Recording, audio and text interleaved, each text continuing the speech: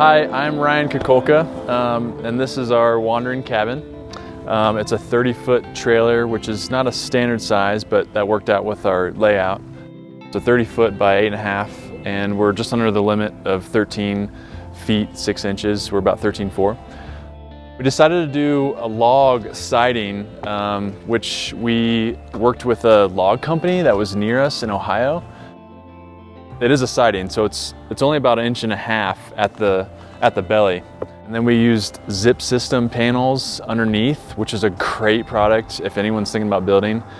It's basically a waterproof membrane OSB, and we've got a little 1/2-inch foam board. You tape the seams and you're waterproof and you're done. So that really helps out, especially if you're building like on the weekends. You can tape it and leave it for a few months and then continue on. And then metal roofing for sure. That really helps for tiny homes, especially if you're traveling down the road 60 miles an hour. But anyway, let's go inside. I'll show you the inside designs.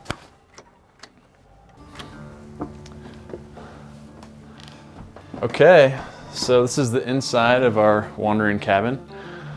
So we ended up taping out this floor plan in the big house that we owned before we sold it. And we went through different variations, and then I modeled it up in 3D modeling software. But this is what would work the best for us. So this is our living area. Do have a wood stove, but I need to finish the chimney. And then we wanted to do the kitchen all along the back wall so we could really open up this space and have our gabled roof being the biggest part, so it would feel more open. I mean, this is the biggest common area, right? For most people, everyone's in the kitchen, and that's where you entertain and you eat and you live. This is my favorite part, probably. My 50s style fridge. I'm a big car guy, so this was my compromise with my wife. So this is not leaving ever. This is our sort of smaller loft, and that will be the future baby room. So we just cleaned that out, which housed all of our sports equipment and outdoor gear. We love the idea of doing the butcher block. It does require maintenance, but you oil it maybe once a month. We love it. We love the warmth of the wood, and I think in a tiny house you really need to think about some of those materials like granite and ceramic tiles using grout, because if you're traveling, it's probably going to crack. So we tried to steer away from a lot of things that is going to be a lot of maintenance down the road, pun intended. And then this is sort of our cooking, eating, and office area. So I just ended up cutting the butcher block so we could have a fold-out table. Just slide that under there. And I have an old piece of walnut for our bench seat. And we can sit, we can eat, we can both work side by side with our computers and iPads. So we use this a lot. We are sitting here quite a bit. Great thing for tiny houses is the storage stairs, kind of a Japanese Tanzu style. So everything is stored in there, a lot of gear. Washer dryer combo, definitely a benefit if you like the creature comfort. Great way to save space. Barn door.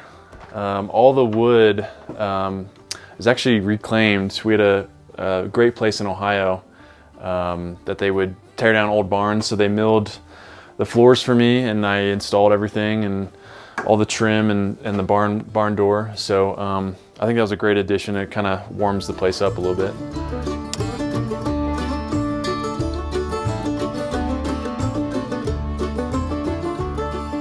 Okay, so storage stairs going up to our master loft, and we've just got a queen bed, but you could fit a king.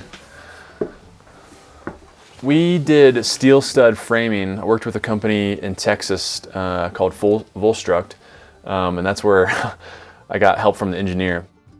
And we've got this big ridge beam heading down the whole length of the house. I argued with him to try and reduce the size, and he did. We got it down to like 10 inches. So this is all steel, and then the wood company that we worked with the reclaimed barn wood, we basically mitered 3 pieces together, and so that we could slip it over and make it an accent piece. And this is just a really comfortable space for us. You know, it is tight sleeping in a loft, but we wanted to make sure with the shed roof style we could still sit up in bed and, you know, read and hang out up here until the dog barks too much and wants some love. So next we can head into the bathroom. Another space we wanted to maximize was the bathroom for us, and I think the bathtub was the first start. We wanted the biggest bathtub we've ever had, and it works. It's a great space in here. We do have a shower.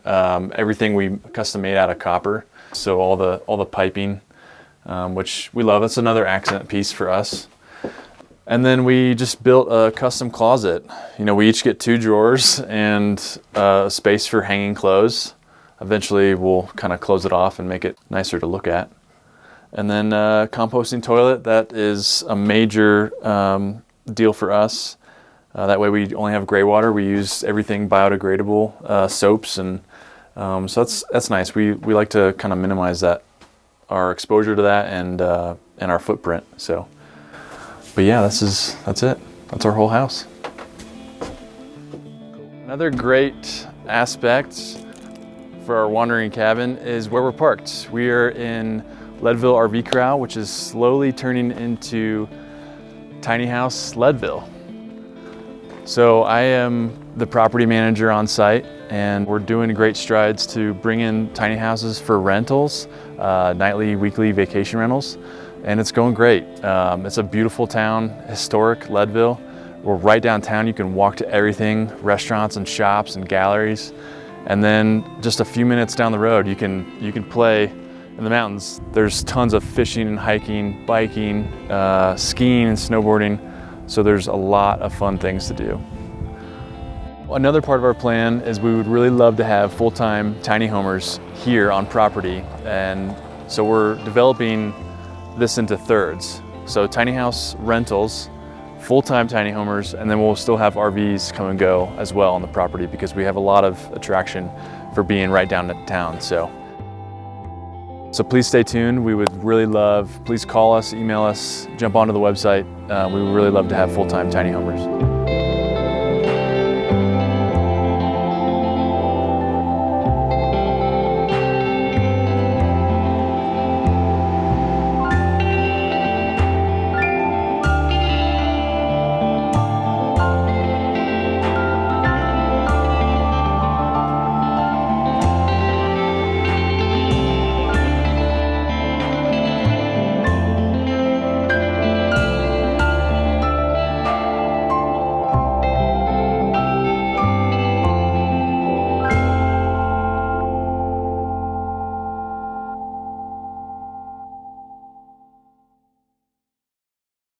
Hey guys, Alexis and Christian here with Tiny House Expedition. Don't forget to like, comment, and subscribe. And click left or right for more tiny house stories and tours.